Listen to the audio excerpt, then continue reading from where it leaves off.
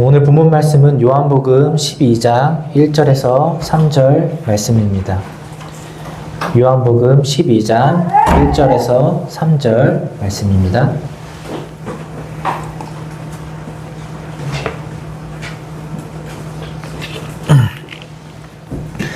네, 다 같이 합독하도록 하겠습니다. 6월절 엿새 전에 예수께서 베다니에 가셨다. 그곳은 예수께서 죽은 사람 가운데 살리신 나사로가 사는 곳이다. 거기서 예수를 위하여 잔치를 베풀었는데 마르다는 시중을 들고 있었고 나사로는 식탁에서 예수와 함께 음식을 먹고 있는 사람 가운데 끼어 있었다. 그때 마리아가 매우 값진 순나드 향유 한 근을 가져다가 예수의 발에 붓고 자기의 머리털로 그 발을 닦았다. 온 집안에 향유 냄새가 가득 찼다. 아멘. 오늘 설교 제목은 그 놀라운 은혜라는 제목으로 말씀을 증거하도록 하겠습니다. 네, 제가 요즘에 종종 느끼는 건데, 이제 제가 설교를 준비를 보통 금요일, 토요일 날 이렇게 하는데요. 항상 이제 현일 형제님이 여기 와서 찬양 인도를 하는데 제 설교 제목이랑 그 찬양의 주제가 좀 많이 맞아가지고 제가 오늘 좀 많이 감동을 받았어요. 그래서 오늘 예배가 비교적 좀 짧을 겁니다. 오늘은 짧게 준비를 했고요. 그렇지만 강력한 하나님이 역사하시는 순간이 되기를 소망합니다. 할렐루야. 2026년 부활절 예배를 우리가 오늘 드리는 것에 감사를 드립니다. 오늘 부활절 예배를 통해서 이 부활의 의미를 한번 다시 생각해보고 이 부활의 의미를 내 마음속에 담고 우리 삶에 전반적으로 이렇게 죽어있는 영역들을 다시 새롭게 부활하는 시간이 되기를 소망합니다. 부활절은 기독교 기념일 중 하나입니다. 예수님께서 십자가에서 완전하게 죽으셨고 그리고 완전하게 부활하신 것을 믿고 그것을 잊어버리지 않기 위해 만든 기념일입니다. 그런데 이 사람은 연약하기 때문에 이 주님께서 부활하셨다는 사실을 잘 잊어버려요. 그래서 잊어버리지 않기 위해 우리가 이렇게 기념을 하는 것입니다. 그렇다면 이 부활이라는 것은 도대체 무슨 뜻일까요? 부활이 무슨 뜻일까요? 네, 다시 살아나는 거죠. 제가 이번에 이 부활에 대해서 좀 생각을 해보면서 한 가지 좀 생각이 든 게 있어요. 이제 믿지 않는 사람들이 입장에서 저도 예전에는 이제 믿지 않는 사람들 중 한 명이었으니까 어떻게 사람이 부활하냐. 저는 이게 가장 제 의문이었어요. 죽었던 사람이 잠깐 살아날 수는 있겠죠. 이렇게 심장이 멎었던 사람들이 뇌사 상태에서 살아나는 경우도 있으니까. 그런데 가만히 생각해 보니까 이 세상에 존재하는 많은 단어들이 있잖아요. 그런데 그 단어들은 그 단어의 의미가 단어의 그 상황이 존재하기 때문에 지어진 거라고 저는 생각이 들거든요.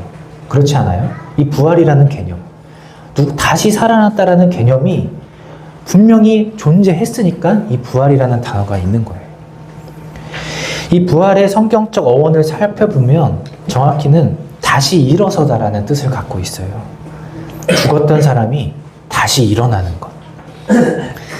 헬라어로는 아나스타시스라는 단어인데 이거 잘 모르시죠? 저도 잘 모르겠어요. 헬라어는 이런 단어인데 히브리어로는 쿰이라는 단어예요. 쿰은 우리 어디서 많이 들어보지 않았나요? 맞습니다.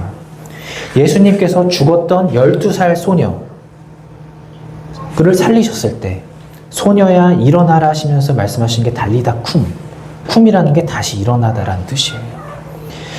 그런데 이 부활이 발생하려면 반드시 거쳐야 되는 과정이 있습니다. 그것이 무엇일까요? 죽음이라는 걸 겪어야 돼요. 참 이상하죠?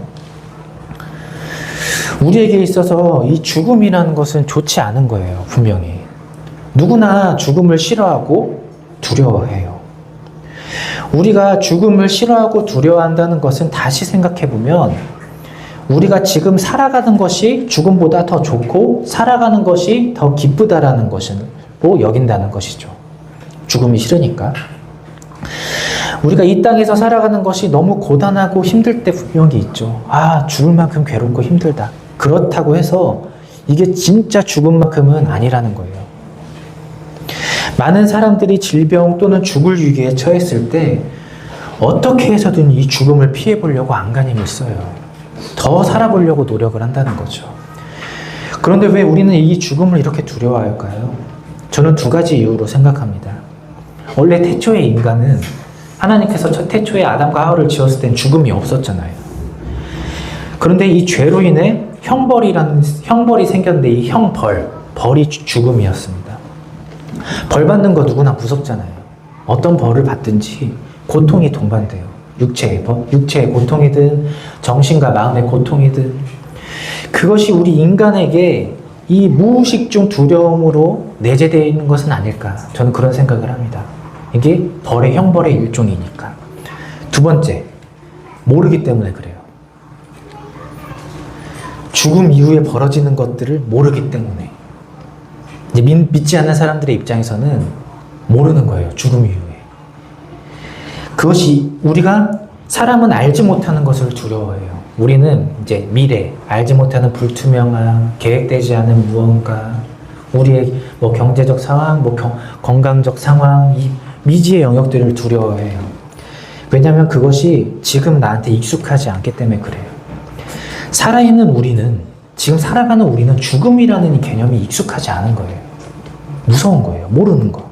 죽음을 여러 번 겪는 게 아니잖아요, 우리가. 우리 삶에서 힘든 거, 어려운 점, 낙심하는 점 여러 번 겪었지만 죽음은 그렇게 여러 번 겪는 게 아니에요. 그러나 우리 예수님을 믿는 우리는 다르죠. 죽음이라는 것이 죄의 결과인 것을 우리는 인정합니다. 내가 죄인이어서 죽음이라는 결과가 반드시 나에게 있다는 것을 우리는 인정하고 있어요. 스스로가 죄인임을 인정해요. 예수님께서 그리고 우리를 대속하셨다는 것을 우리는 믿는 사람들이죠.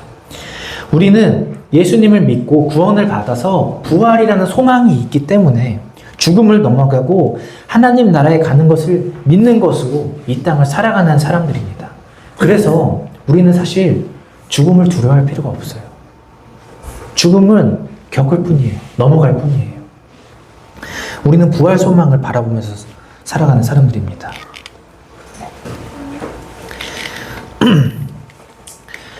저는 요즘 솔로몬의 그 왕 이야기를 묵상하고 있는데요.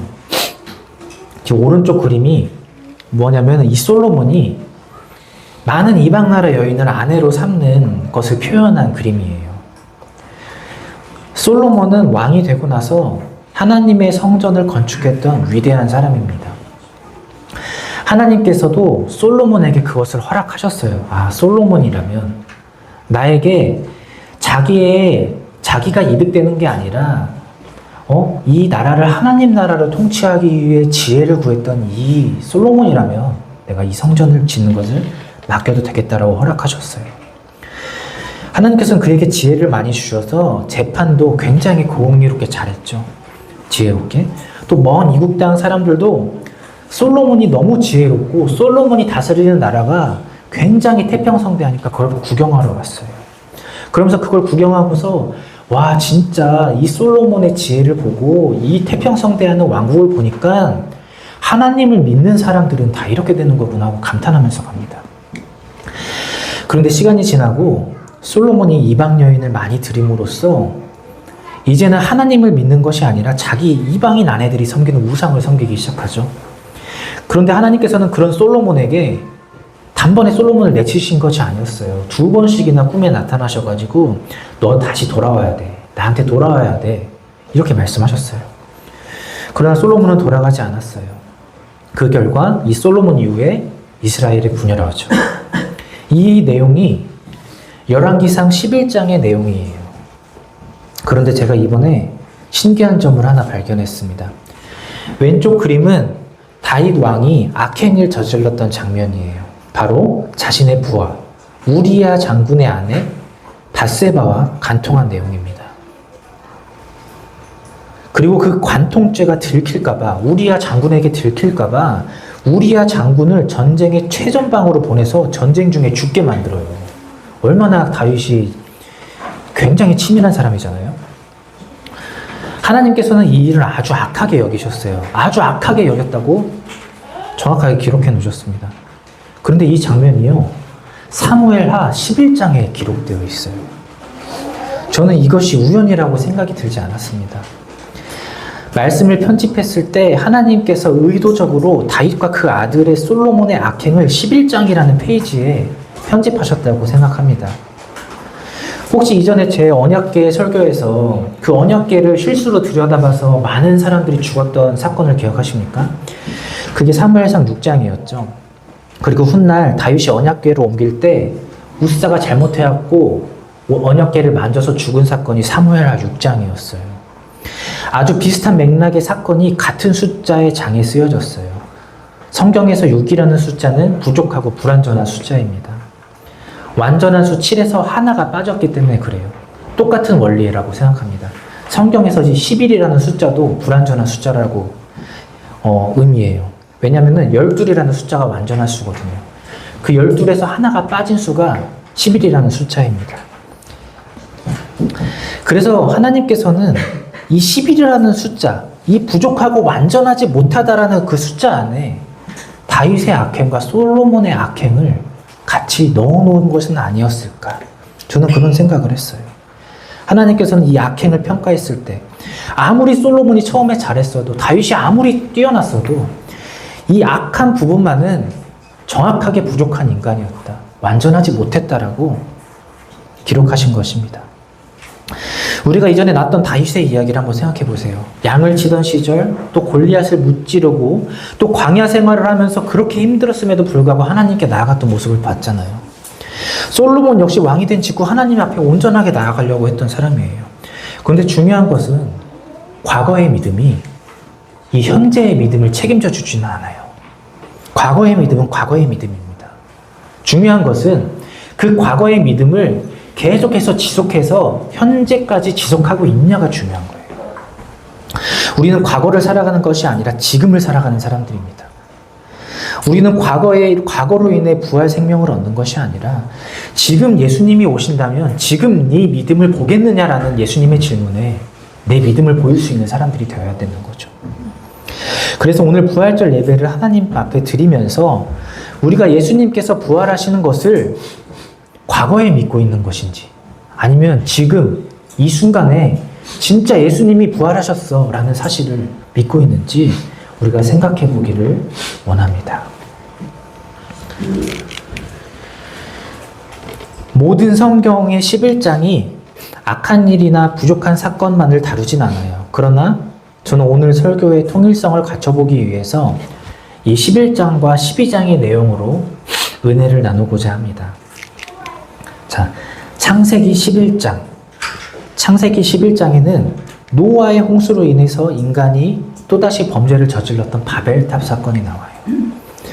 하나님 말씀 앞에 순종하지 않고 하나님께서는 이제 노아의 홍수 이후에서 너희가 생육하고 번성해서 온 지면에 흩어지라고 명령하셨는데 이 바벨탑 사건에서는 그와 반대의 그 사상을 가지고 행동합니다.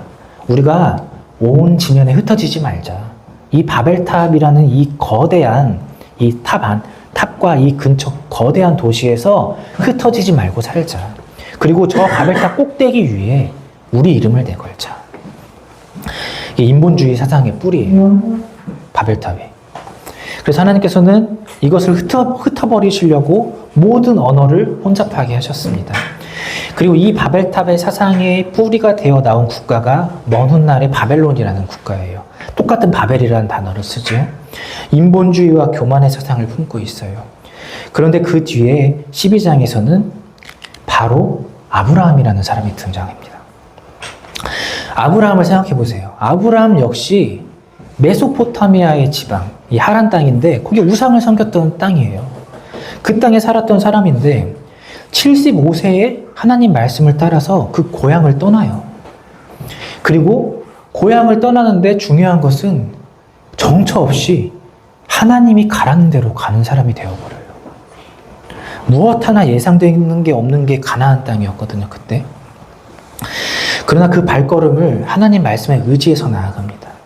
그리고 그에게도 연약한 부분이 있었고 여러 가지 사건과 상황이 있었어요. 부족했던 부분도 분명히 있었어요. 그러나 그는 이삭을 번제물로 드리는 하나님 앞에 그 믿음에 순종하는 믿음을 보였던 사람입니다. 그게 12장에 기록되어 있어요. 출애굽기 11장. 출애굽기 11장에서는 하나님께서 애굽의 10번째 재앙을 예고하십니다. 9번째 재앙까지 일어났고 이제 10번째 재앙이 일어날 거라고 예고하시는 장면이 나와요. 그게 뭐냐면 양의 피를 문설주에 바르지 않는 집의 모든 첫째가 죽는 재앙입니다. 지금 벌써 9번째 재앙까지 봤잖아요. 그러면은 10번째 재앙을 예고하셨으면, 하나님께서 10번째 재앙을 예고하셨으면 10번째 재앙이 반드시 일어날 거라고 생각을 해야 되잖아요. 이미 9번째까지 왔으니까. 그런데 그러지 않아요. 11장의 그 애굽 백성들은 9번째 재앙을 직접 겪고 나서도 이 10번째 재앙에 대한 예고를 귀등으로 들어요. 회개하지 않고 하나님 말씀에 순종하지 않아요.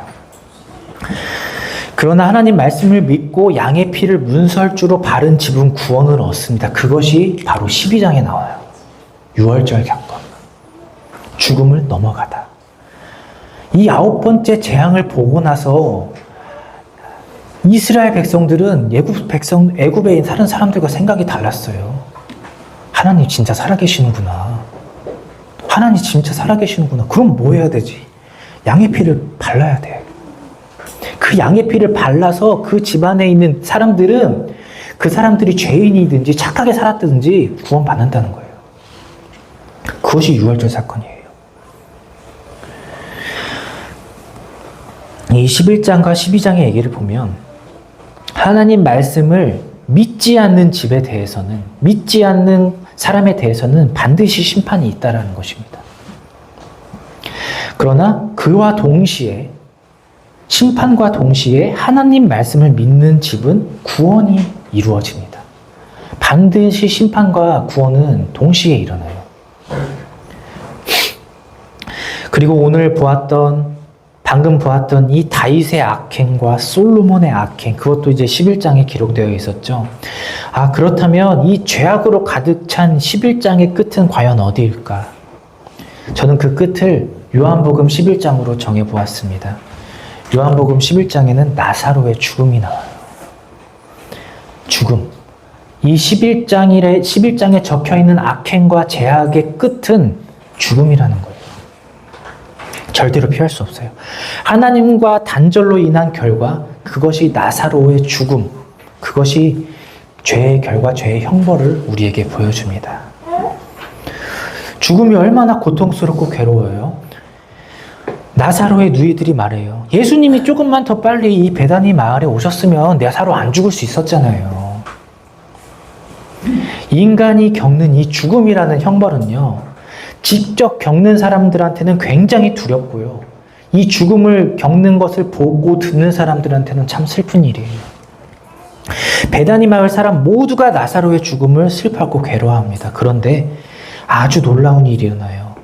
그 죽음과 고통과 슬픔이 가득한 이 11장, 이 요한복음 11장에 그 안에 예수님이 계시니까 나사로가 부활해요.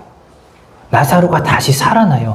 이 죄악이 가득한 11장 안에 예수님이 계시니까요.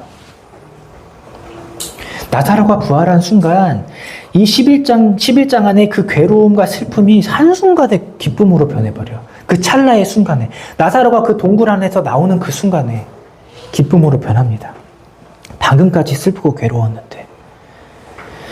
그리고 오늘 본문 말씀 요한복음 12장에서 나사로의 누이 마리아는 향유 옥합을 주님께 깨트려요. 이 향유 옥합의 가치가 지금으로 따지면 우리 1년치 연봉에 해당됩니다. 크다고 생각하시나요? 1년치 연봉이면 한 3, 4천만 원 될 수도 있잖아요. 제 생각엔 너무나도 작은 거예요. 우리도 큰 병에 걸려서, 만약에 우리가 큰 병에 걸리거나 고치지 못한 병에 걸렸어요. 그런데 치료나 수술을 하면 살 수 있대요. 그 돈이 2천, 3천만 원 든다고 생각해 보세요. 그 수술비, 비용 누가 마다하지 않겠어요? 살아보려고. 2천만 원, 3천만 원 수술비 그렇게 내는 사람 많잖아요. 살려면 무슨 뜻인지 못 해보겠어요. 그런데요, 나사로는 지금 죽었다가 살아났어요.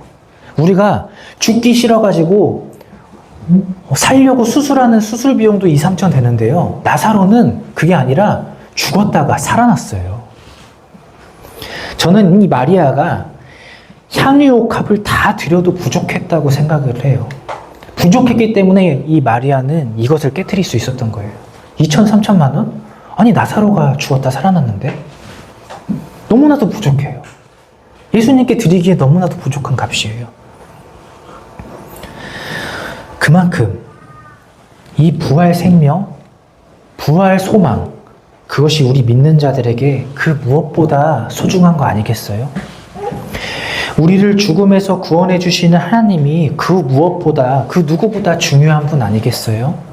그리고 그 분이 12장, 이 12장에 예루살렘으로 입성하세요. 6월절 어린 양으로 입성하시는 것입니다. 나사로의 개인의 부활을 저와 여러분의 부활로 이어가기 위해서 6월절 어린 양으로 십자가로 나아가시는 거예요.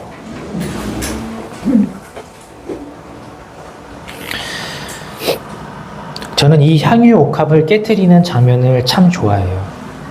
왜냐하면 사도 요한이 요한복음을 기록했잖아요. 그때 이 장면을 어떤 마음으로 기록해 봤을까 제가 생각해 본 적이 있었거든요. 요한복음은 복음서 중 가장 늦게 쓰여졌다고 추정이 돼요. 모든 예수님의 제자들이 순교하고 사도 요한 홀로 남아 노년이 됐을 때 이 아주 오래된 기억, 예수님과 함께했던 그 시절이 한 60년 정도 지났던 때의 일을 요한복음 노년이 돼서 이제 기록하고 있는 거예요. 그래서 저는 요한복음이 좀 특별하다고 생각되는 이유가 이 마태복음, 마가복음, 누가복음에 나오지 않는 사건들 있잖아요. 요한복음에만 나오는 사건들이 있거든요. 저는 요한이 나중에 이 노년에 돼서 마태, 마가, 이 누가복음을 기록한 것을 또 읽어보면서 거기에서 빠졌던 이 예수님의 행적을 저는 그렸으리라 생각을 합니다. 그러면서 되짚어 보는 거예요. 예수님과 내가 처음 만났던 순간은 어디였지? 아, 갈릴리 가나 사건도 있었지. 갈릴리 가나 사건은 다른 데 안 나와요. 요한복음에만 나오잖아요. 그러면서 계속 생각을 하는 거예요. 그때 기억들, 60년 전의 기억들. 아, 이때 이 향유옥합, 이 장면은 신기하게 마태, 마가복음에도 나오거든요. 거기는 어떻게 기록되어 있냐면 베다니의 마을에서 일어났던 한 여인에 대해서 기록해요. 마리아라는 말이 나오잖아요. 아마도 이 요한은 이 마태, 마가복음의 기록을 읽으면서 이때의 기억을 또 했을 것 같아요. 아, 그때 이 향유옥합을 마리아가 깨트렸을 때 예수님의 표정, 이때 마리아의 표정, 이걸 지켜보던 제자들의 사람들의 표정. 우리가 사도 요한이 되었다고 한번 생각해 볼까요, 지금? 지금 우리가 이 사도 요한이 되어서 이 60년이 지난 아주 오래된 기억을 내가 기억한다고 생각하고 이 장면을 기록한다고 생각하면서 제가 지금 이 본문 말씀을 다시 한번 읽어보겠습니다. 6월절 엿새 전에 예수께서 베다니에 가셨다. 그곳은 예수께서 죽은 사람 가운데 살리신 나사로가 사는 곳이다. 거기서 예수를 위하여 잔치를 베풀었는데 마르다는 시중 들고 있었고 나사로는 식탁에서 예수와 함께 음식을 먹고 있는 사람 가운데 끼어 있었다. 그때에 마리아가 매우 값진 순나드 향유 한 근을 가져다가 예수의 발에 붓고 자기 머리털로 그 발을 닦았다. 온 집안의 향유 냄새가 가득 찼다. 아, 그때 가득했던 그 향유옥합 냄새. 아, 이 마태, 마가도 이걸 기록했는데 이때 기억을 더듬어 보니까 아, 이 사람 이름은 마리아였고 아, 이때 이 마리아의 오라버니 나사로가 죽었을 때 일어난 일이었어. 이 요한은 이때 이 향유옥합의 그 기억이 너무나도 소중하고 너무나도 강렬해서 이 부분의 이야기를 굉장하게 전 세세하게 기록하고 싶었을 거라고 생각을 해요. 왜냐? 예수님께서 그러셨거든요. 복음이 전해지는 곳에는 이 여인이 했던 일도 전해졌으면 좋겠어. 아마도 요한은 이 예수님의 말씀을 기록됐던 이 예수님의 마음을 다 다시 전하고 싶어서 저는 요한복음을 기록하지 않았을까 생각해요. 이 이야기.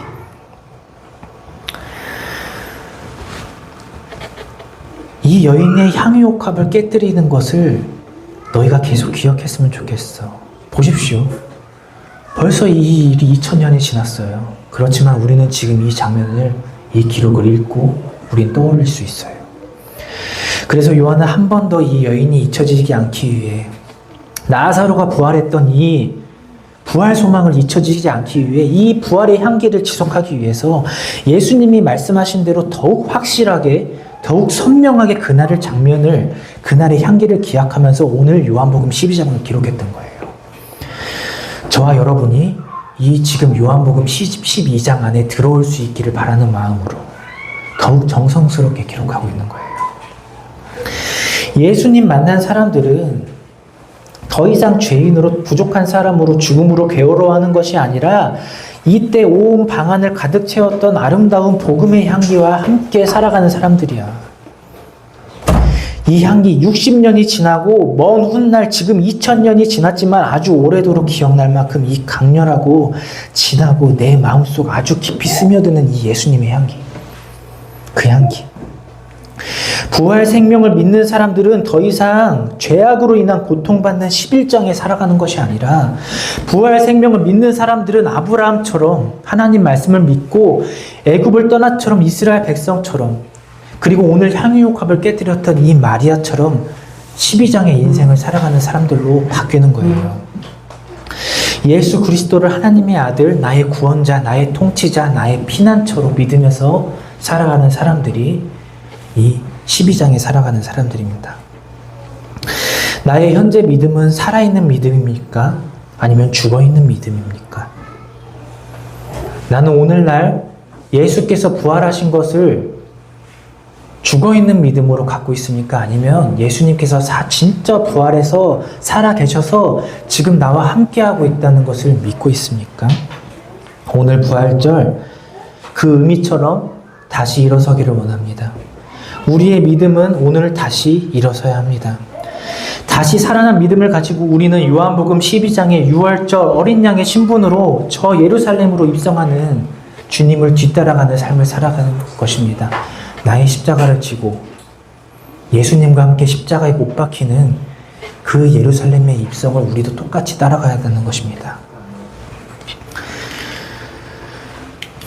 오늘 살펴본 11장 사건에서는 모두 하나님에 대한 믿음이 죽어 있어요. 모두 죄인이고 부족한 사람들이죠. 그리고 그 결과는 죽음입니다. 그리고 12장의 내용은 하나님을 믿는 믿음으로, 믿음의 발걸음으로 나아갔던 사람들이었습니다. 아브라함, 그 6월절의 홍해를 건너갔던 이스라엘 백성, 그리고 죽음에서 부활한 나사로, 그 부활에 대한 기쁨과 감격을 향유옥합을 깨트려서 표현한 마리아의 모습으로 나타났습니다. 그들 역시 본래 죽은 믿음이었어요. 부족한 사람들이었어요. 그러나 예수님을 만났고 지금 믿고 완전한 사람으로 변했습니다. 그리고 예수님을 믿고 구원을 받는 사람들은 죽음이 아니라 부활 소망으로 나아가고 우리는 부활을 경험할 것입니다. 저는 오늘 이러한 관계를 숫자로 한번 생각해 봤어요. 죽은 믿음, 부족한 사람, 죽음으로 끝이 나는 사람들을 마이너스 100이라는 숫자로 표현해 봤습니다. 그런데 이 숫자 마이너스 100에 이 절대값 부호라는 게 있어요. 이 절대값 부호를 쓰면요, 마이너스 숫자에 절대값 부호를 적용하면 어떻게 되나요? 그냥 100으로 나와요. 절대값은 양수로 표현하게 되어 있어요. 우리가 살아왔던 인생을 한번 돌아보십시오. 지금 인생도 한번 돌아보십시오. 우리는 모두 마이너스 같은 인생이에요. 이 세상에 근심된 일도 많고 참 평안을 모르는 인생, 하나님 앞에 늘 연약한 믿음으로 아둥바둥 살아가는 그런 부족한 인생, 나를 괴롭히는 현실에 죽을 것만 같은 괴로움을 늘 동반하는 인생. 그런데 예수 그리스도의 십자가와 부활을 바라보십시오. 그것은 절대값과 같이 절대적이에요. 상대적이지 않아요. 어떤 특정한 인생에만 적용되는 것이 아니라는 것입니다. 그 어떤 마이너스 같은 인생도 예수님 만나고 십자가의 대속과 부활 생명을 믿으면 새롭게 바뀌어요. 그 어떤 마이너스 같은 인생도 다시 일어서는 것입니다. 그것이 부활이에요. 그리고 오늘 우리는 그 명확한 사실을 이 부활절에 기념하고 있습니다. 그리고 이 마이너스 100과 이 100의 간격, 죽은 믿음에서 지금 살아있는 믿음으로, 부족한 사람에서 완전한 사람으로, 죽음에서 부활로 거듭나는 것, 이 간격이 뜻하는 것이 무엇일까요? 이 간격을 우리가 무엇으로 표현할 수 있을까요? 불쌍한 사람들을 사고파는 노예상인으로 살았다가 예수님을 영접하고 회심하고 목사가 돼서 예수님을 위해 살아갔던 존 뉴턴이라는 사람은 이 간격에 대해서 이렇게 정의했습니다. Amazing grace. 그 놀라운 은혜.